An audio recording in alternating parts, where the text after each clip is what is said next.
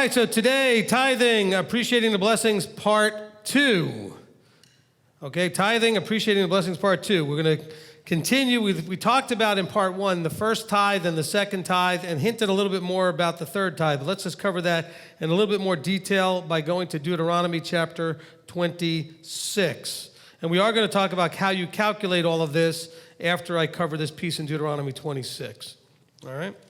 All right, so 26, verse 1. And it shall be when you come into the land which Yahweh your Elohim is giving you as an inheritance, and you possess it and dwell in it, that you shall take some of the first of all the fruits of the soil which you bring from your land, that Yahweh your Elohim is giving you, and shall put it in a basket, and go to the place where Yahweh your Elohim chooses to make his name dwell there.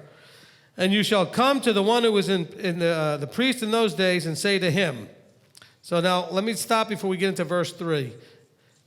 In verse 1 and 2, first it says, and it shall be when you come into the land which Yahweh is giving you as an inheritance, and you possess it and dwell in it. So let's use that as a metaphor, as a spiritual descriptor of your coming into truth, and then coming into the body and being part of the assembly, and that you're not only now coming into it, but you're going to possess it, take ownership, realize that that's where you're supposed to be, and you're going to actually function or dwell in it.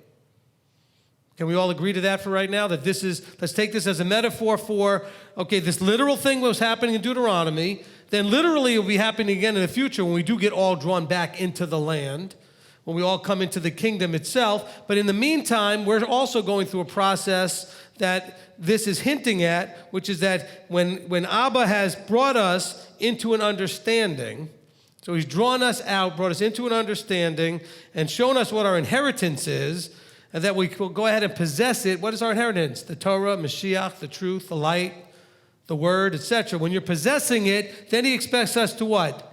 Dwell in it. So I want you to have the right mindset as we go into the rest of the verses here. He says, and while you're in that place, because I don't want people to think, well, we're not in that place now, so I don't have to do anything that follows that verse because we're not there yet. But I think we are.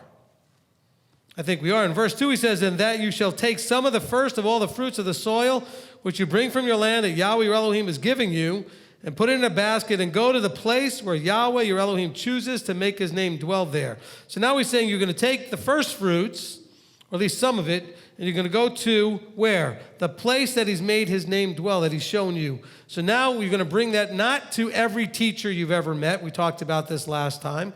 You're going to be bringing it to where? The place where he's shown you that his name is dwelling. Now, I used to teach that the only place that was Jerusalem once it became Jerusalem. But then I came to realize, I really believe the Ruach shared with me, that it's his desire at this time that you be here and not there. That's why he dispersed us. So his name is dwelling where he puts his name where we are now.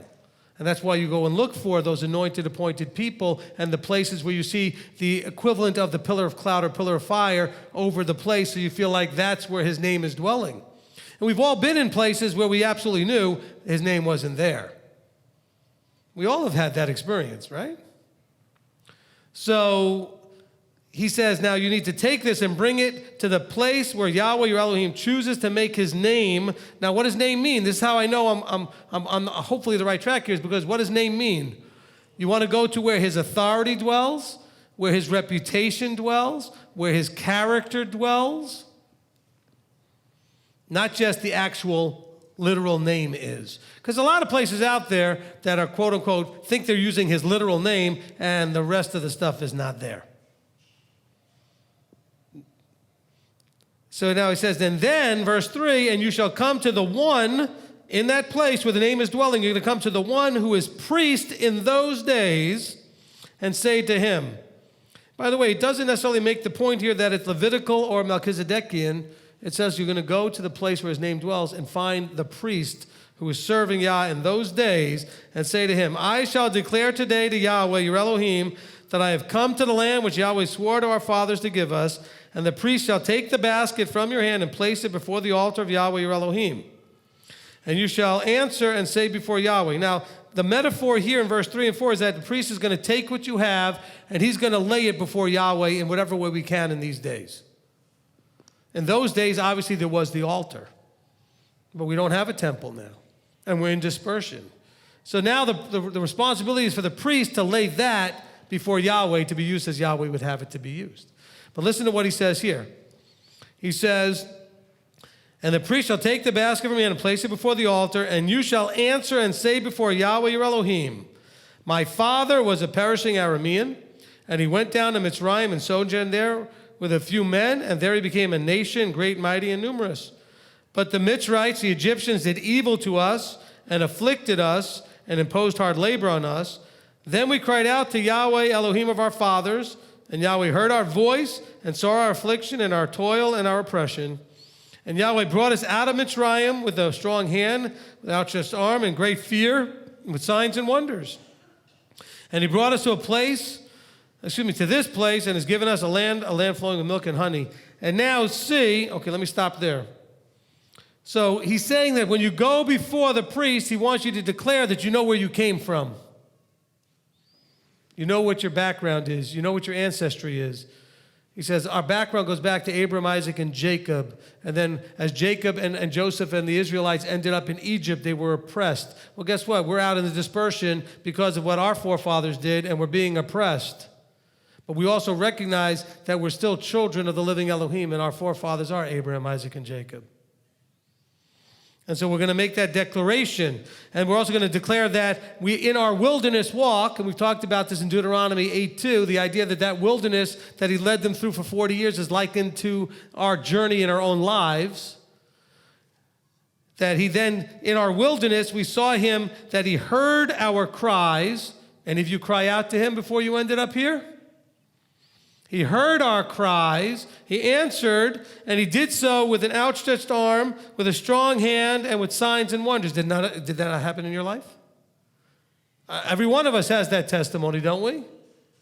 That he did some of these things in amazing ways, that everybody has their testimony of the strong hand and outstretched arm and the signs and wonders he did in your life to bring you from where you were into where you are now.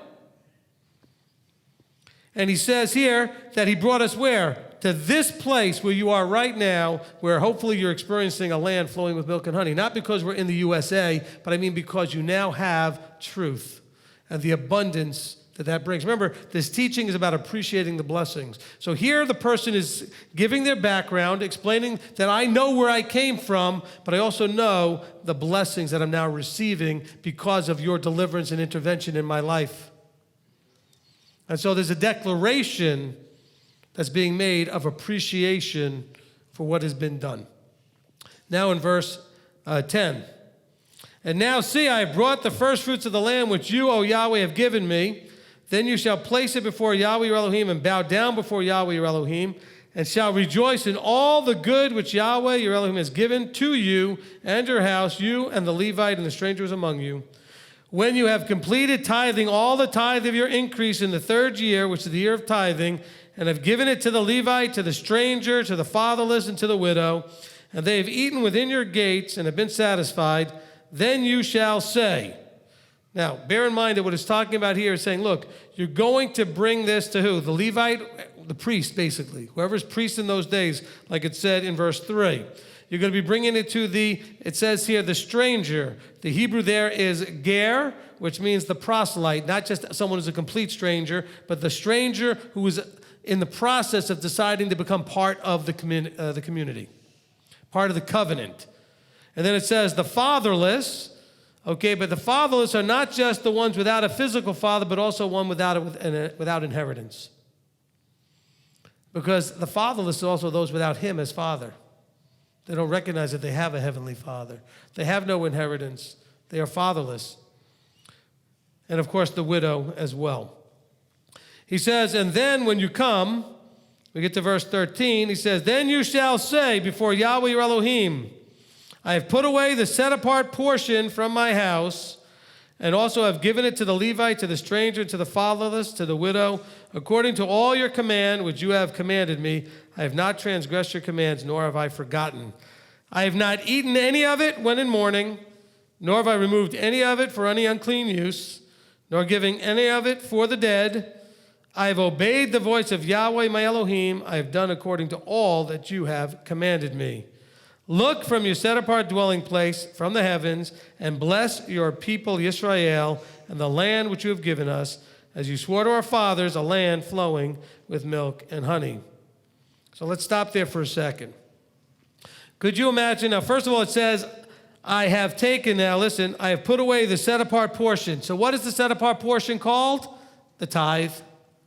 That's the portion that is set apart for him. We talked about that last week in part 1. He says, now could you imagine what the tithing would be like and how good the offering would be if every one of you each week had to come here and lay that tithe out and declare publicly that you've done nothing to mess with that tithe? I think the tithing would be a lot better. I don't think any of you would be messing around with it. If you they had to go before the priest and declare before Yahweh and that priest that they have not done anything to do with that tithe that didn't belong. They didn't take it for anything that they shouldn't take it for, didn't use it for anything they shouldn't use it for. Interesting. Now, it does mention here, in the third year was the year of tithing. Well, wouldn't you think by reputation that if you're tithing 3 different tithes in 1 year, that would be the year of tithing? That might be a way that people could refer to it idiomatically. So it's not just that they tithed in the third year, but that year was kind of known by reputation as the year of tithing. And so this is a time when they would declare, and he said, you got to make that promise, you got to stand up. I've not eaten any of it when in mourning, I've not removed any of it for any unclean use, nor given it for the dead. I've obeyed the voice of Yahweh, my Elohim, and done according to all you've commanded me. This is key. We have to make sure that we're not messing with what we shouldn't mess with. It's not yours. See, the problem is we think that we're giving him stuff that's ours. No, we're sharing in all that's his. He's just letting us keep the bigger part of it. Now, if you don't believe that, well, your relationship vertically has got some issues. If you don't know that everything you have, it comes from him. Every good thing comes from him. Everything that you are in need of and provided that he provides is from him. You have a relationship problem if you haven't gotten to that place. But you don't understand, Rabbi, I struggle, I'm poor, I can't pay my bills. Well, is that him or is that you? Maybe it's him because maybe you've got stuff that you're not dealing with properly that's not going to let you have abundance until you fix it. He's maybe trying to get your attention. Or maybe it's just you. Maybe you're lazy. Some of you are. Maybe you've just not aimed very high. Some of you have that problem and issue. Some of you make plenty, but you spend it worse than you make it. So maybe that's you. I mean, there's all kinds of reasons why you could be poor, even though he's trying to bless you. So we can't just always point the finger at him, but guess what? When it's good, he gets all the credit, period. That's it, no arguments. Anything else puts you in a place that's very dangerous. When you start thinking you did it. That's what, remember, we started off this whole teaching in Deuteronomy. We said, lest you forget who provided you with the abundance and say, oh, my might and my strength provided me with all of this. Hey, if you have the ability to do something that makes a lot of money, guess who gave you that ability? Yeah, you're the one who put in the effort. But you know what? I've got no ability in brain surgery. I can put all the effort I want in, it's not going to be successful. I've got no ability, fixing your plumbing or electricity. I can put in a ton of effort, but if he didn't give me the ability, I'm not going to get it done. It's not going to be any good. So it's not about the effort necessarily. You are responsible for the effort. And if you're not going to put in the effort, he's not going to bless you, but he'll bless your effort if you put it in. But you got to start off by appreciating the blessings, appreciating the one who's blessing you. That's what tithing's about, is saying, I appreciate that you gave me the ability to create all this, and I appreciate that I get to keep 90% or 80% or 70%. How many of you would not take the deal if I said to you, I want to partner with you, I'm going to give you all the gifts, talents, and everything else to be able to make whatever it is, and you get to keep 70, I get 30. Anybody not taking that deal? You get 70, I get 30? Knowing full well you can't do it without me giving you what you needed to start with. But I give it to you, and you get to keep 70, and I get 30. That's a pretty good deal. Most years, it's 80-20. That's still a good deal. And by the way, if you're doing it, he's going to make your 80 feel better than any 100 you ever had. Or your 70 be better than any 100 you ever had. And, I'm sorry, some of you don't believe that, though, do you? Then we have a relationship problem.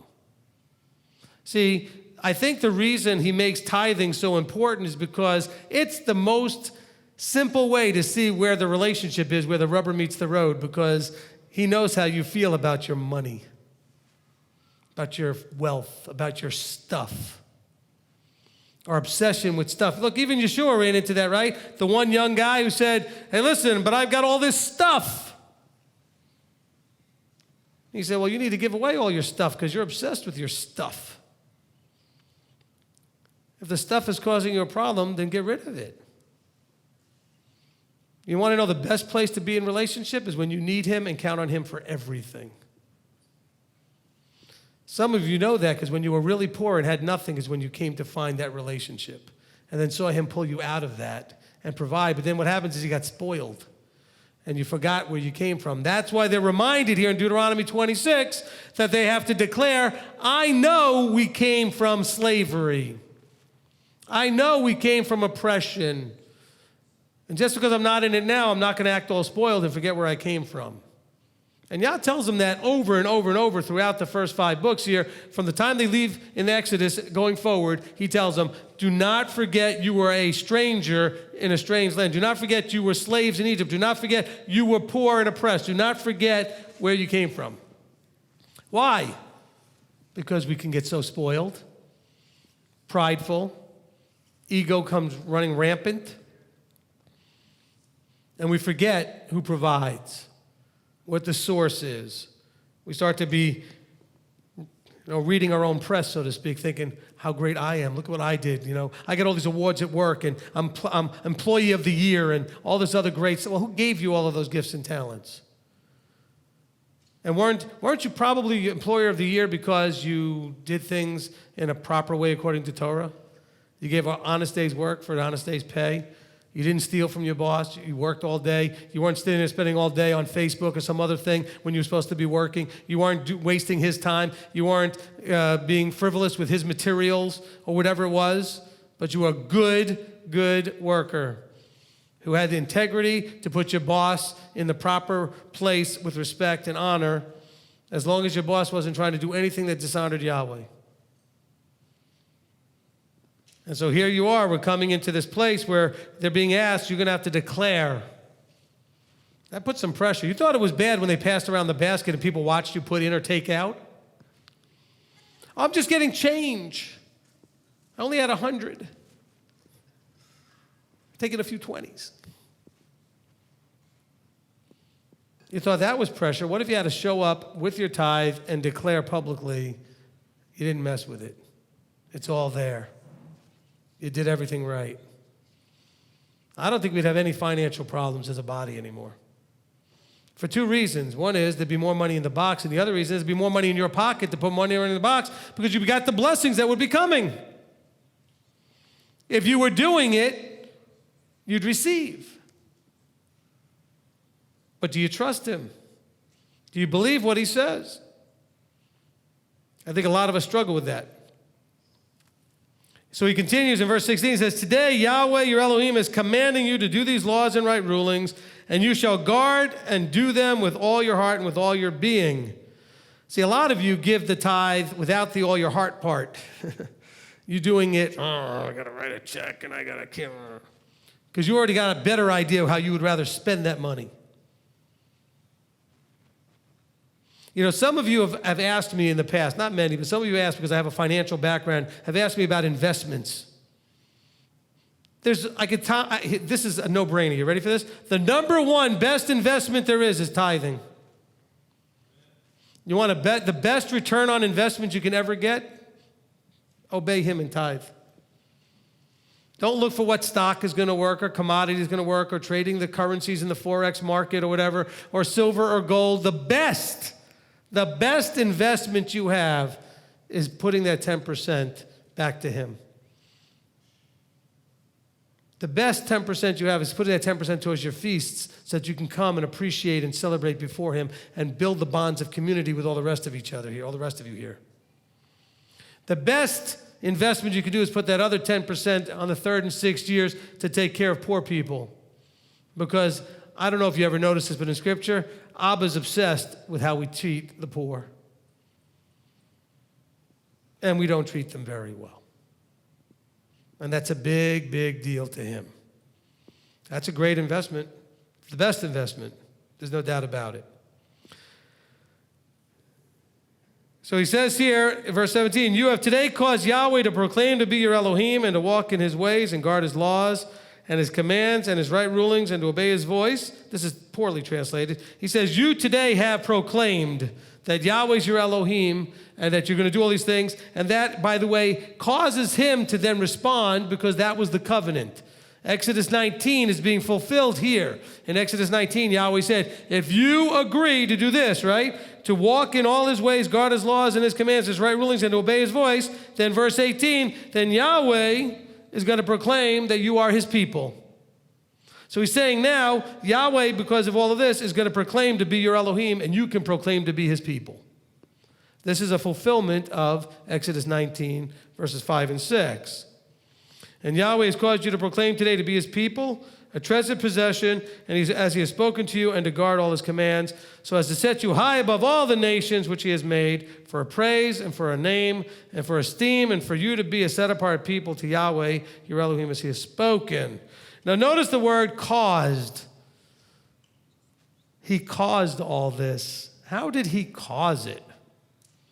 By allowing or causing circumstances to happen in your life to gently nudge you in the right direction, and sometimes not so gently nudge you in the right direction. Or not so much nudge you in the right direction, but nudge you pretty hard when you're going in the wrong direction, going, hey, stop going that way. Hey, stop going that way.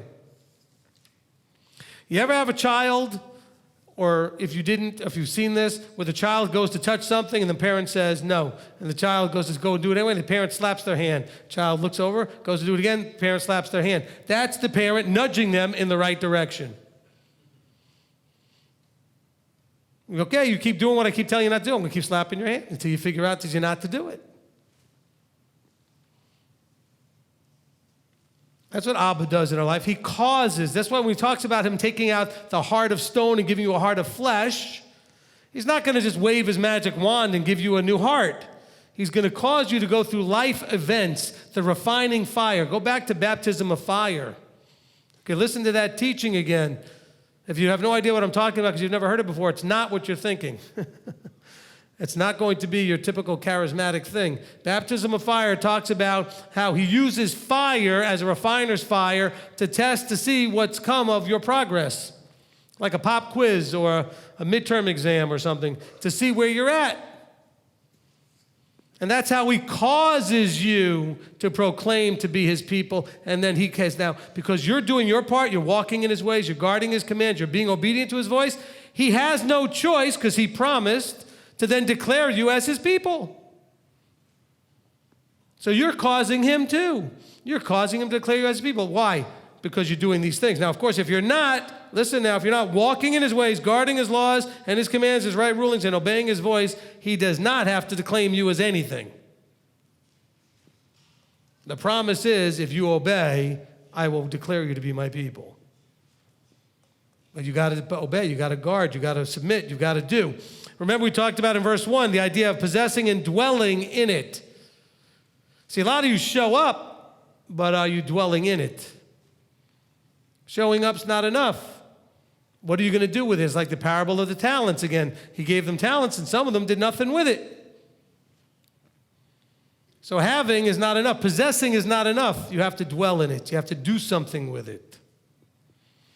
All right, so now let's talk about, we're going to take a slight break from the scripture verses. I want to talk about calculating things a little bit. We'll talk about how you calculate, and then I want to go into tithing as a step in restoration. Okay? But because we just covered these three, I want to kind of talk about the calculating part. Tithing is on lucrative work, increase that is earned through effort, physical or intellectual. In other words, intellectual property could also be something you can get paid on, okay? But it's something that you produced. You put in effort, you produced. Effort doesn't have to be physical exertion, though. It could be that you're getting paid because of what you understand in your mind. Okay, let's say you're a teacher in a school or professor. You're teaching. It's not physically exerting, but it's the intellectual effort. You're putting in an effort to give information, to instruct, whatever you're doing. So let's not think of it as being necessarily physically exhausting to do. But tithing is on lucrative work to produce a return or an income. So benevolence, Social Security, gifts, inheritances, tax refunds, etc., are not tithed on. Disability benefits, things you did not earn through lucrative effort, do not need to be tithed on. Now, if you get a retirement benefit because you actually are getting something for years of work, well, you earned that. So that's still an income. If you have an investment that you put into for your own retirement, well, what you invested, that was already tithed on, but the return on investment can be tithed on because you put it to work in an investment. That was your intellectual effort. You intellectually knew how to make it work. Even Yeshua said you should have put it in the bank and let it gain interest. Okay, but you'd only be tithing on the increase. So let's make sure that's clear. So if you are receiving disability benefits or Social Security benefits or some other thing that you're living on that's actually really benevolence, that's not something for tithing. Now, that doesn't mean you can't offer on it. That would be an offering. Maaser versus truma. The maaser is the tithe. The truma is offering.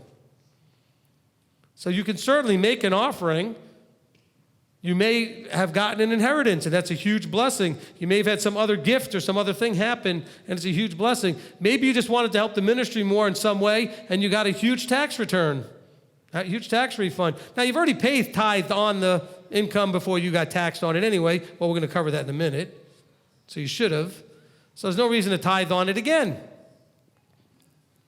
Now, let's understand as I go forward with this that we are not to treat Yahweh like the IRS or CRA in Canada, Canadian Revenue, or whatever country you're in. Okay? What we try to do with the IRS is try to figure out how can we give them as little as possible. Isn't that what we do? We want to make sure that we give the IRS as little as possible within legal means. Okay? I'm not promoting doing anything illegal. I'm just saying that's generally what we do, right? We try to make sure we know the law as best we can so that we can pay the absolute least amount that we have to. Look, I've often talked to you about being a minimalist or a maximalist. Do you want to treat Yahweh that way? Do you want him to treat you that way? Well, I want to just give him the least amount of effort. And no, he says to love him with all your heart, all your strength, all your being. Obey him with your heart, your mind, your soul, your being. We read that just now in Deuteronomy 26. And so does that mean to use your mind to figure out what's the least I have to do to get in? I've had people ask me that. Well, what is the least I have to do basically to get in? Or, how much of the Old Testament really ended up in the New Testament? I don't know, all of it? Why are you trying to figure out what you don't have to do? Do you want Yahweh to decide that with you? Well, I really don't want to have to do that for you. I'll do some things for you. So let's be careful with that. So I think that the safest way to prevent falling short or ending up in trouble, and I want you to be safe. As a shepherd, my goal, my job, my responsibility is to get you from where you are now into the kingdom safely. Do we all understand that? That's kind of my role. That's the way I understand my job is to give you every possible tool and understanding to get safely into the kingdom. And I don't think that if we're going to try to figure out how to pay the least amount possible in tithes and offerings, that we're going to be safe, because you're going to mess up. I can promise you this, though, in my experience, giving him more won't get you in trouble. Because guess what? You're required to give offerings on top of the tithes anyway. So if you tithed more than you really had to, guess what? It's an offering. Not going to get you in trouble. But if you fall short, you could be in trouble because your heart's in the wrong place. That's why the original teaching we did was called what? Giving for beginners. Tithing was a way to force us to learn the art of giving, the skill, the talent of giving, of having a heart that wants to give, not just receive. So giving is what it's all about. So let's talk about this. So here we have, excuse me, all the 3 tithes are 10% of the gross increase. Now, by gross increase, theoretically, yes, you could, like for example, if you were a farmer and you bought the seed and you planted it, you would deduct the cost of the seed and you would only be tithing on the increase. Most of us don't have anything that direct. We trade time for money. So you don't have an expense to deduct against that. Although I've had people tell me they want to deduct their miles to and from work and that. What are you, treating them like the IRS again? How many cents per mile does Yahweh give you? Don't call me up and ask me that. Why are we trying to nickel and dime him? Do you think that you can outgive him? What does Yeshua say about the servant who does only what's expected of him? Worthless. So if you're only expected to give a tithe on just figure out everything down to the penny of what you spent and what it cost you and what you made and all of that, you're going to be back down to worthless again. You want to be safe? I would just take 10% of the gross, period, off of all 3. Because people say, well, do I take the second after I take out the first? Yes, but you take it out of the same amount you took out the first. So the second be smaller and then the third be smaller? If you're wrong, guess what? You just gave an offering. The other way, if you're wrong, you're short. I don't want you to be short. I don't want you to be able to stand up there. Look, I've said this before, and I believe this with all my heart. If I say something, you can use that and stand before him and use that, it goes on me. So I'm not going to give you anything that could be used to make me look like the one who gave you the excuse to be wrong. And so I would say, you want to be safe? This is the only method that prevents you from falling short. 10%, 10%, 10%, period. All right. So when is this done? How is this done? Here's your 7-year cycle. You ready? Year 1 and 2, you do the first and the second. Year 1 and 2, you do the first and second. Year 3, first, second, and third. 4 and 5, first and second. Year 6, first, second, and third. Now, I did say something about the Jubilee last time. I know I misspoke. I'm going to correct myself and clarify. Yes, in the Jubilee year, they would not be harvesting, so the tithing would be different in the Jubilee year. But let's understand what Leviticus tells us. Go to Leviticus 25 and verse 18. Okay? Because I talked about giving in the 7th year also. But let me tell you what it says here in Leviticus 25 and verse 18. We're going to understand exactly what it talks about. This is the chapter dealing with the Jubilees and the Shemitah. And we're going to begin in verse 18. And you shall do my laws and guard my right rulings and shall do them. And you shall dwell in the land safely, and the land shall yield its fruit, and you shall eat to satisfaction, and shall dwell there in safety. And since you might say, what do we eat in the 7th year, since we do not sow nor gather in our crops? Now listen to verse 21. Therefore I have commanded my blessing on you in the 6th year, and it shall bring forth the crop for 3 years. If you're doing this, you should get enough in the 6th to cover the next 3 years. Year 7, year 1, and year 2 of the next cycle. Or 7, 8, 9. Listen now in verse 22, it says, and you shall sow in the 8th year and eat of the crop of the old crop until the 9th year and eat of the old crop until it comes in. So you're going to get enough for 3 years in year 6. Do you believe that? Because that way you're still giving in year 7, 8, and 9, but you're using what was from year 6, according to the way he lays it out with the crops. But do you believe him? Do you believe in the abundance? And so that's the way it's laid out. So In a 7-year cycle, it's years 1, 2, 4, and 5 get the first and second tithes. Years 3 and 6 get all 3.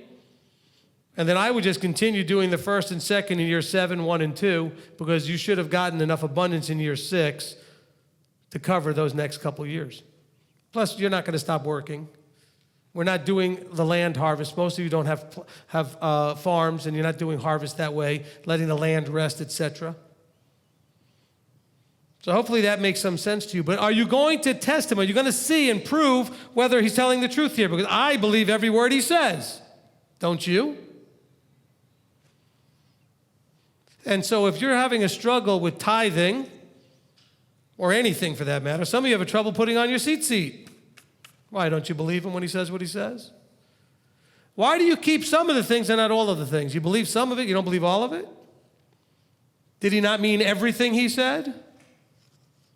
All scripture is breathed of Elohim. All scripture is meant for instruction. Don't you believe all of it is good? Moses says, I gave you all this stuff and it's for your good. So keep it.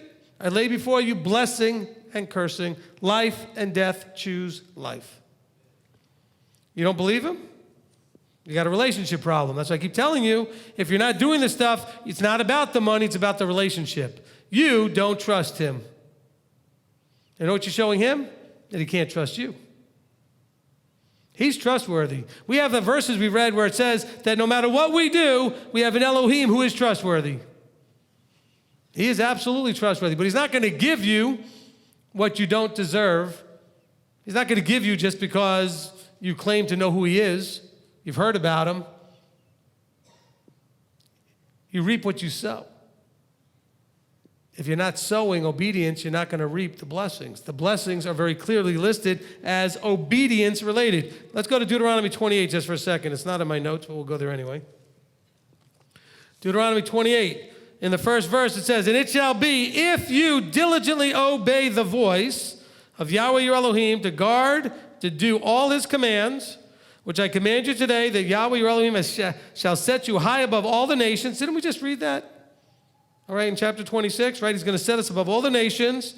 And all these blessings shall come upon you and overtake you if you obey the voice of Yahweh your Elohim.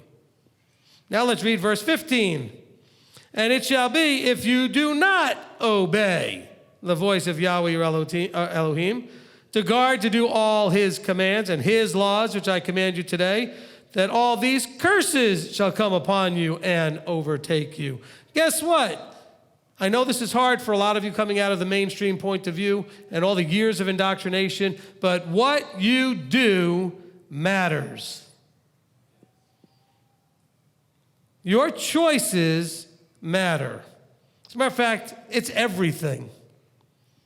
Your whole point of being here, I did that teaching, right? Making decisions, the reason you exist. Their whole point of having a pulse and breathing is so that you can make decisions before your king. So everything you do matters.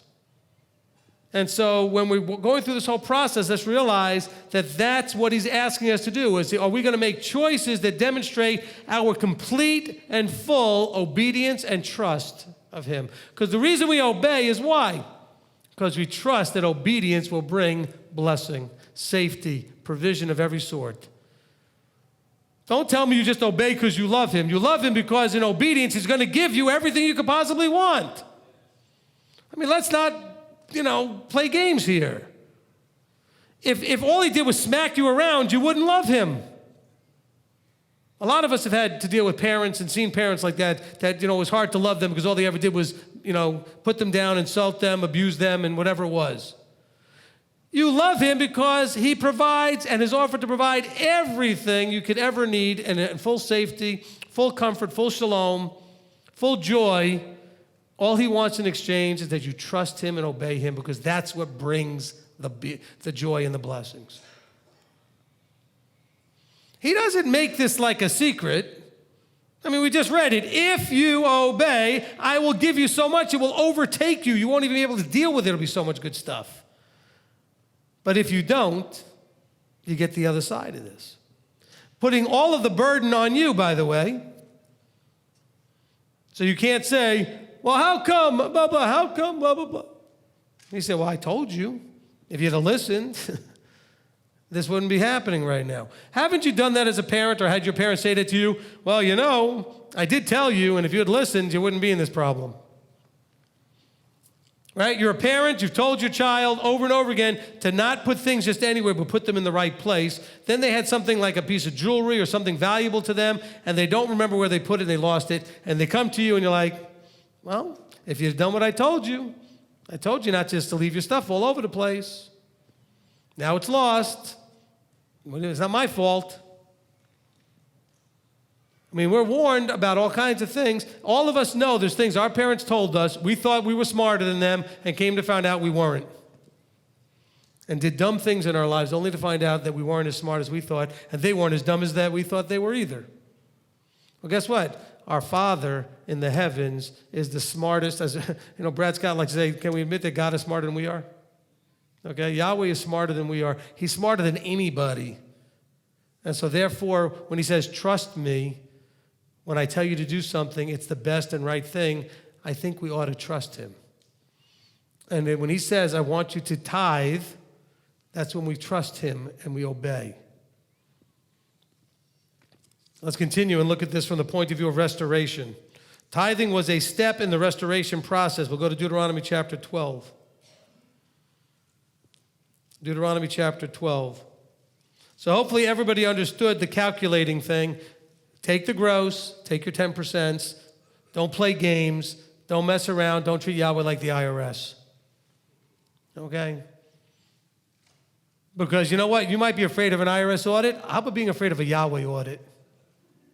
You want to stand in front of that auditor? Excuse me, have a seat right there. Okay. I understand that blah, blah, blah, blah. What are you going to say? You got nothing to say. Anything you say, he already knows the truth. He knows what happened. He knows what you did. What kind of excuse are you going to make?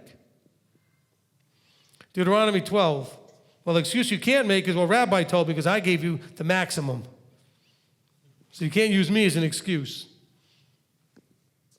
Deuteronomy 12, verse 1. These are the laws and the right rulings which you guard. Did anybody notice a pattern here? Everywhere we go, he says, these are the things that I'm going to tell you, and you got to guard and do them. How in the world did we ever get to it was done away with and it's no good and we don't need it anymore? How could our Creator be so obsessed with this guarding and doing thing just to say, you know what, forget all that. Now I just got to believe in my son. Makes no sense. I swear, you got to completely disconnect all rational thinking to buy into. That's why we have to understand it's a delusion. It was given to us, and we inherited lies, and we were put into strong delusion. Because if you were not delusional, you would sit there and go, that is the most ridiculous thing I've ever heard. But you couldn't see it. Because it makes no sense otherwise unless you were delusional. He had to blind you. Because if you read the book and you see him over and over again, guard, keep, do, guard, keep, do. If you don't, you get curses. If you do, you get blessings. And then we all of a sudden get, that's all been done away with and nailed to the cross because after all, it was bad for you. What? That awful, horrible stuff. People say to me, well, you're not getting me to go back under the law. I always look them in the eye and say, well, you can't. They look at me like, what do you mean? That messes them up. They don't expect that. I said, well, you can't. Now they look at me confused. I said, well, if you've never been under it, how can you go back under it? So then I say, well, so when were you under it and suffered? When did you keep the commandments and not receive blessing? Have any of you kept obedience and not been blessed? Not a single hand. Okay? You've kept the commandments and there was no blessing in your life? I don't mean like in a day, in a moment, there was something that went wrong. I mean, but overall, did you not receive blessing for obedience? But you have to have a complete delusional disconnect. And I'm not picking on the people. He gives us, he said, I gave them over to strong delusion. Because you'd have to be to not, here it is again, these are the laws and the right rulings, and you are to guard and do them. He probably says it another 6 times just in this chapter. These are the rulings, keep them, do them. He says, in the land that your forefathers, that Elohim of your fathers is giving you to possess all the days that you live in the soil. Oh, so they're to be done all the days that you're in, metaphorically, the body, in the covenantal body. These are for that body, all the days that you're there in that group. Now listen to this, verse 2. Completely destroy all the places where the nations which you are dispossessing serve their mighty ones, on the high mountains and on the hills and under every green tree. And you shall break down their altars and smash their pillars and burn their asherim with fire. And you shall cut down their carved images of their mighty ones and shall destroy their name out of that place. By name, again, we're not worried about pronouncing the pagan god names. We're going to destroy their reputation and show that they're nothing. We're going to destroy all of their authority and show they have none. He says, let me get back to it. Okay. Do not do so to Yahweh your Elohim, but seek the place which Yahweh your Elohim chooses. In other words, don't just build these things everywhere and anywhere. By the way, we've read that before. There's lots of different places where we read about not building things just anywhere. He says, and there you shall but seek the place, verse 5, which Yahweh your Elohim chooses out of all the tribes to put his name there, his reputation, his authority for his dwelling place, and there you shall enter.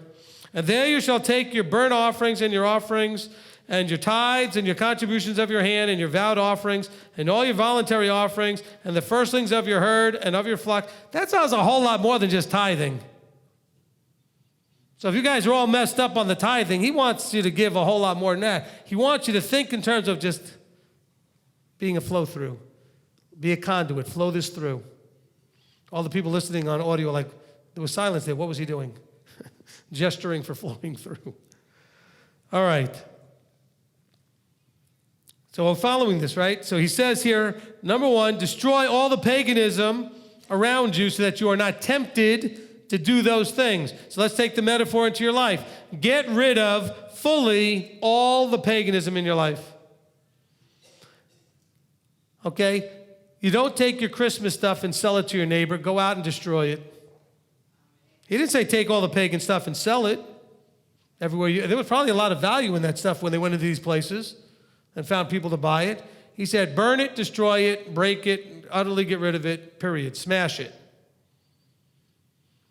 So let's get rid of and destroy all the paganism in our life. By the way, you don't get to go into other people's houses and do the same thing. This is them being sent into the land, working for him, doing his work. But you need to at least get it all out of your life. Okay? Then he says, step 2, in this process, I'm calling it restoration, you go ahead and seek Yahweh's place and how he wants things done. We're not going to imitate. We have a teaching called do not do as they do.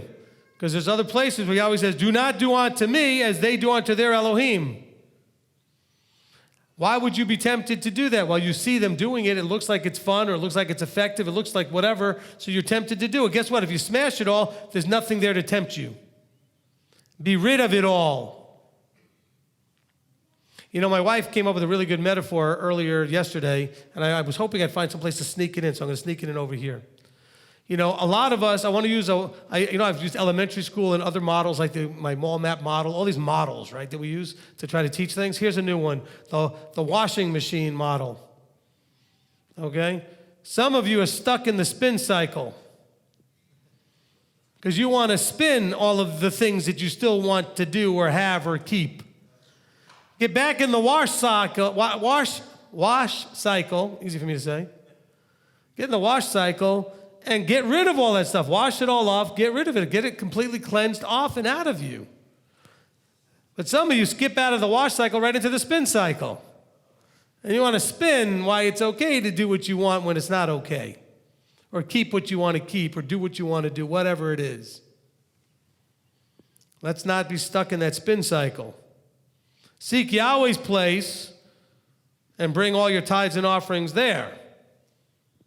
That's what he's trying to get. In other words, that's where you're going to put your heart, put your money, put your effort, you're going to place Yahweh's placed his name, his authority, his reputation. Let's go to verse 11. We're going to jump down just a little bit. And it shall be that unto the place which Yahweh your Elohim chooses to make his name dwell there, there you are to bring all that I command you, your burnt offerings, your offerings and your tithes and your contributions of your hand, and all your choice offerings which you vow to Yahweh. And you shall rejoice before Yahweh your Elohim, you and your sons and your daughters, your male servants and your female servants, and the Levite was in your gates, since he has no portion or inheritance with you. Guard yourself that you do not offer your burnt offerings in every place that you see, except in the place which Yahweh chooses, in one of your tribes. There you are to offer your burnt offerings, and there you are to do all that I command you. How far did I want to go? Right there, okay? So again, you don't just go and do this in any which place. Remember, we talked about this last week. Well, I give a little of my tithe over here and a little of my tithe over there, and I send a little bit over to that guy. That doesn't seem to match what we're reading here. You bring it all to the place where he's placed his name to dwell, that you're going and you're being served and you're being fed. You don't just do that anywhere. You bring it to that one place. In verse 17, you are not allowed to eat within your gates the tithe of your grain or your new wine or your oil, the firstlings of your herd, your flock, or any of your offerings which you vow, or your voluntary offerings, your contribution of your hand, but you eat them before Yahweh your Elohim in the place where Yahweh your Elohim chooses, you and your son and your daughter, your male servant, etc. And you shall rejoice before Yahweh your Elohim in all that you put your hands to. Guard yourself that you do not forsake the Levite as long as you live in your land. Okay, that's verse 19. So, this is part of restoration. Now, I want to jump back to verse 8 for a second, where it says, do not do as we are doing here today, each one doing whatever is right in his own eyes. See, if you're doing what's right in your own eyes, guess what? Verse 9 applies. You have not yet entered the rest and the inheritance which Yahweh your Elohim is giving you. If you're still doing it your way and not his way, you really haven't entered. Did that make any sense to anybody? See, the problem, that's why I skipped over it and I wanted to jump back to it, was the reason we're not getting all of this other stuff going right is because right here in the middle of it, we're still doing what's right in our own eyes. Because we have not fully entered. To fully enter, you know what entering is? The covenant. You're saying you're fully entering the covenant. What is the covenant? I agree to do whatever you say, period. That's the covenant. It's not like a 47-page contract. It's one verse. It says, do you agree to do and obey everything I say? Period. Not everything I said before this moment, just everything I say, ever. And so if you're doing what's right in your own eyes, then you're clearly not listening to him. You're not in the covenant.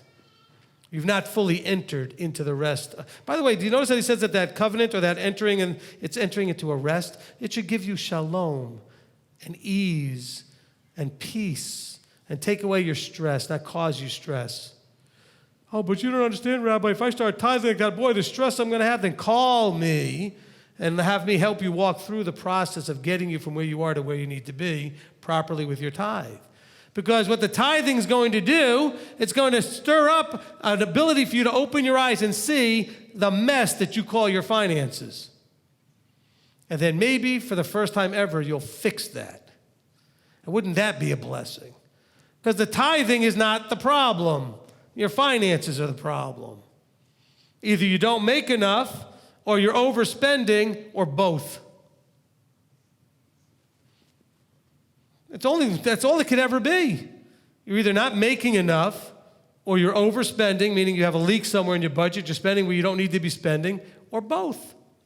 That's why you have financial problems. Of course, on top of it, you're not getting any blessing because you're not obeying. You're cutting your own financial throat. It's foolishness. Excuse me.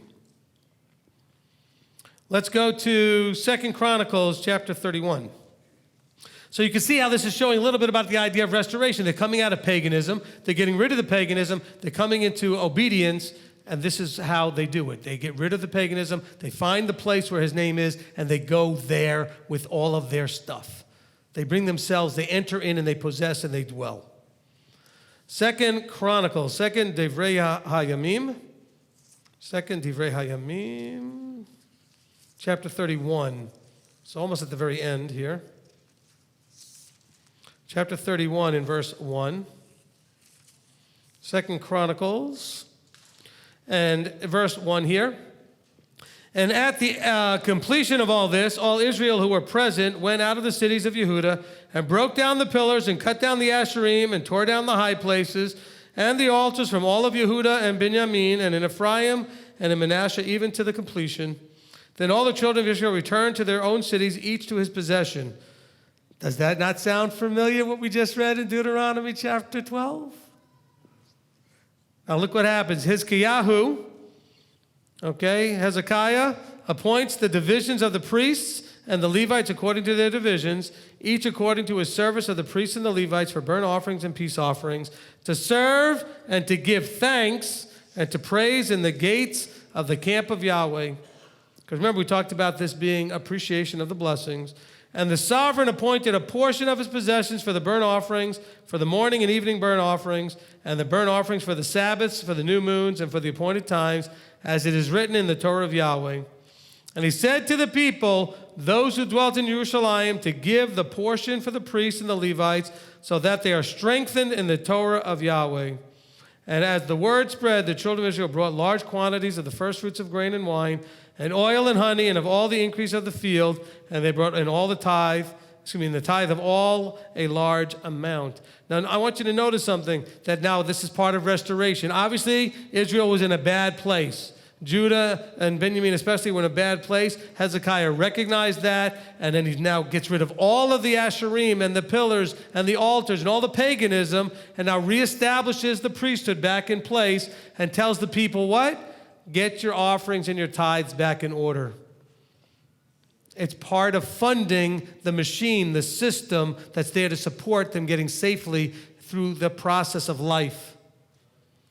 Now notice this also. It says they were to do this, to give the portion to the priests, so that they are strengthened in the Torah of Yahweh. Now, we could take this two ways, and both of them I think would be right. In giving the tithes and offerings to the Levites would become, or the priests would become strengthened in the Torah of Yahweh, because they would not have to generate an inheritance. They could focus completely on Yahweh, and they would be strengthened. But also, having a priesthood available to you 24/7 would also give you the tools and the counsel you need so that you would be strengthened in the Torah of Yahweh. And also, you would be obeying the tithing laws, which would also bring a strengthening from Yahweh. So there's so many levels that little piece can be taken at in the end of verse 4. It said, the people, those who dwell in Jerusalem, to give the portion that's for the priest. What do we call that? The tithe. To give it to the priests and the Levites so that they are strengthened in the Torah of Yahweh. So there's also not only a part of restoration, but if you want to be strengthened in the Torah of Yahweh, then you need to be giving the portion to the priests. It seems pretty obvious to me. Of course, you say, of course it does. You're the priest. All the stuff that you benefit from this ministry is only because somebody's tithing. That's how Abba funds it. He funds it so without that, there's no ministry. He uses you as conduits to make this available. You ready for this? For you. So it's almost a self-serving thing. So many people get to the point because of the abuses in the churches and stuff that, I'm not giving that ministry any more money. All they're doing is buying 75 airplanes and 15 cars and everything else. A proper, anointed, appointed ministry is there because you need them to be there. They're there so that when you need them, they're there and available. And one day you will. Some of you already have many times. And I wouldn't be available if there wasn't funds to do it. And this is the system that, and by the way, do some of you, hopefully most of you, if you've interacted with our leadership here, feel more strengthened in your Torah walk because of that interaction? Well, that's what he's talking about here. Because the portion is given to the priests and the Levites, everyone gets strengthened in the Torah. I'm definitely strengthened in the Torah compared to my brothers that are leading congregations with secular jobs because there's not enough funds yet for them to have a full-time ministry job. And so they struggle all the time to be as strong in their Torah and ability to teach Torah as they would like to be because they have to deal with providing their own inheritance. I don't know how they do it, quite frankly.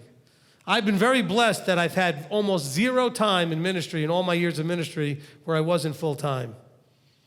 And that's not because there was always enough money coming in. I was also blessed by a wife who made enough money when we first got married that I didn't have to have the ministry have that much to begin with, because she was able to provide, and she was willing to do that until the ministry was provided through tithes and offerings. But I don't know, quite frankly, how this could possibly get done, without being full-time. As a matter of fact, this is not barely getting done with at least 2 full-time people, myself and Robert, and then a 3rd full-time person in Marty, and then another part-time person in Manny, and then, and we're still understaffed to meet the needs of the people. And that's not an appeal for you to send anything. I'm just saying imagine how any of us could do any of that stuff if we had secular jobs. None of that would get done. Manny did, through the Marco Polo group, was showing a little bit of just how much work it is that we send out CDs and how many CDs that is. And that's him putting in all the hours he puts in to make those. And he's fast. Okay, I've had people do this over the years that weren't so fast. He's fast. He's good. And still, he's going through spindles of 100 CDs. We're going through a box that the boxes come with 6 spindles, and we're going through 2-3 boxes in a couple of days. Every week. And then we're ordering more every week. So where do you think that money comes from? We don't sell the CDs. It's because then don't you think the teaching strengthened the body in Torah? And where's it coming from? Tithes and offerings. See, you need to understand and appreciate how much you are blessing other people. Don't just think about, I'm taking money out of my pocket. Forget about taking money out of your pocket. You're helping others be blessed. We're not selling a waste of time like anointed hanky or something. We're giving away free teachings. What's the average order cost when we put in an order for CDs to blanks with the labels and everything else? When you put in an order, what's it come out? About $1,800. And we do that almost every other week or every week. Right, used to do 800 to 900, and now we have to do a double order. I'm not saying that, again, to appeal for anything. The money is coming because you guys do it. But just think about it. We're spending $1,800 at least once to twice a month to produce the CDs and the teachings for free that everybody gets. But it's not free. In other words, it's provided because there are people like you that tithe and offer that provide those with the teachings that they need. Otherwise, they'd have to go to all the other guys out there who have memberships and they sell their stuff and everything else, and then a lot of people can't afford that. But we put everything out there free because I believe that's the right thing to do, the best thing to do, and because people need it, they ought to get it for free. But it still costs money. We have a guy who does 8 hours a day for the days that he comes, 8 hours a day just making CDs. Okay, and then not to mention pulling out the ones that people want, putting them in envelopes, packing up, putting them in boxes, and shipping them. And by the way, some people, and I'm not picking on you at all, some people will contact us and say, can you send us all of them? And guess what we do? We send them all of them. Manny, the first time was like, well, do we really just take them all. Send them out. No hesitation. And that's only because of people doing this. Giving the tithes and the offerings. All right, it's a part of the restoration process. It's a part of what's going on because it will strengthen everyone involved in the Torah. It will strengthen everyone involved in the Torah. You know what? I had a long piece to read in Nehemiah. We'll take that next week because it's already over an hour, so we'll stop there. But I want you to be encouraged that those of you that are doing what you're doing, it's not going to buying me a fleet of cars. It's going to provide people with free teaching. It's going to provide people who can answer your phone calls. A lot of you act surprised when you call and somebody answers the phone. We try to always answer the phone. You almost never will get a voicemail. Sometimes, but very rare. And if you do get it, it's probably because somebody's dialing the phone while you're calling in and it got bounced. Okay? It's not because we weren't there to answer it. And so that's because we're trying to put the staffing together using the best possible use of tithes and offerings to serve and strengthen the body in Torah. Amen? Father, we come before you, and we're just trying to truly appreciate and understand your system to provide for the service of the work of the ministry, and also to provide us with the opportunity to be flows flow-through points for your abundance so that we can understand what it's like to be you, to be a giver. So, Father, we ask that you help us to embrace our role in this and our position, the full opportunity that you give us to participate in your work. We know that you could provide all of these things by fiat. You could just manifest all of the needs that we have, but you allow us to be a part of it. You allow us the opportunity to participate. So, Father, we want to thank you for that. We want to ask that you would help us to fully embrace what that means, what that looks like, and how that opportunity can change our lives in a positive way if we would just take full advantage of it, so that we might all be strengthened in your Torah. Father, we want to come now asking and seeking and in full respect to your authority by coming in the authority that Yeshua gives us, because he said that whatever we come and do in his authority, in his name, knowing and believing and trusting that we're being part of the covenant, that he would do these things. So, Father, we come to you now asking all in the name of Yeshua our Messiah. Amen. Amen.